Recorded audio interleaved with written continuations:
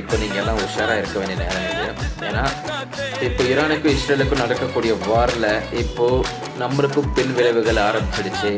இப்போ நம்மளுக்கும் கேஸ் வர்றது ரொம்ப கஷ்டமான ஒரு சிச்சுவேஷனாக மாறிடுச்சு.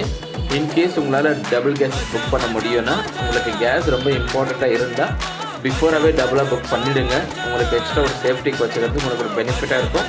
அண்ட் இன்கேஸ் உங்கள்கிட்ட கரண்ட் ஸ்டவ் இருந்துச்சுன்னா அதை சேஃப்டி பண்ணிக்கோங்க. ஏன்னா அதாவது மெயினாக அப்படி ப்ராப்ளம் கிடையாது. இப்போ ஈரானுக்கும் அந்த இந்தியாவுக்கும் நடுவில் ஒரு லைன் இருக்குது. அந்த லைன் வழியாக தான் கேஸஸ் மூவ் ஆகுறது.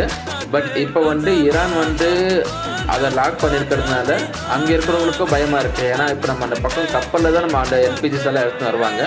அதை எடுத்துகிட்டு போனால் ஈரான்காரங்க அட்டாக் பண்ணுவாங்கன்ற பயமும் ஒரு பக்கம் அட்டாக் பண்ணாலும் பண்ணுவாங்க. அதனால் இப்போ எல்லாமே ஸ்டாப் பண்ணி வச்சுருக்காங்க. ப்ளீஸ் முடிஞ்ச அளவுக்கு கேஸை சேவ் பண்ணிக்கோங்க.